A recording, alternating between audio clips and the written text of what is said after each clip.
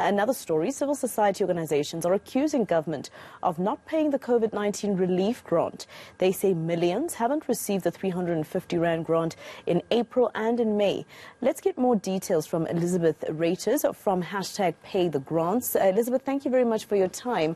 I'm just wondering, this is the first time at least that I'm hearing of people not receiving these grants for 2 months. Just explain to us how many people, how big of a scope is this? Hi, good day, Masego. Masego, the last payments we received was in March. That was mid-March. And then we waited, and they unfortunately asked us at the end of April to reapply for the new cycle of grants, which we all did. And unfortunately, no one has received any payments, as we were promised that we will be paid mid-May, but now they extended it to mid-June. But if you go on your SASSA status check, you will see that everyone is still pending for April. They've not approved anyone, so which means people have been going hungry for the past 2 months. And, what are some of the plights of the people that you've spoken to? How are they coping without receiving this grant?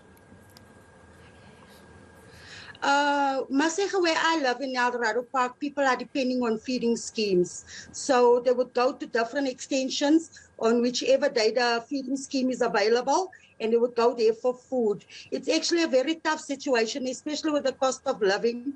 It has risen so high, and no one has received any news or real updates from SASSA when we will be paid out. Have you been able to speak to anybody from the Department of Social Development, for instance, to find out what the delay is? They say it's the new rules that's come in, where they've set up a whole new batch of questions when you do apply, where they ask your mother's ID number, your father's ID number, which I feel is nothing to do with you, but yet they're asking you that information. Second of all, they also have lowered down the amount of money that you can receive, which is a threshold of 350. If any one of your family members gives you 350 per month to help you, then you are not entitled to the 350 grant, which I think is totally unacceptable.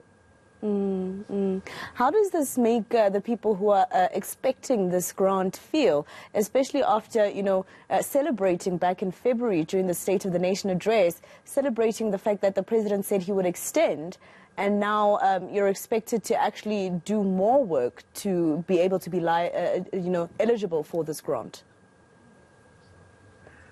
The people are very, very unsure, especially the fact there is more than 13 million people that has applied for this grant, and yet the government has only put in a budget for 10 million. So what happens to the other 3 million? Why will they be declined? Why is government declining the poorest of the poor? I feel it's very inhumane of government to do such a thing, because everyone is poor. Majority people are poor that applied for this grant, and yet they want to choose who will be a recipient of this grant, which I feel that the government is bullying the poor of South Africa. All right, Elizabeth, thank you very much for your time. We have tried to get a response from the Department of Social Development, but of course they say the minister has Parliament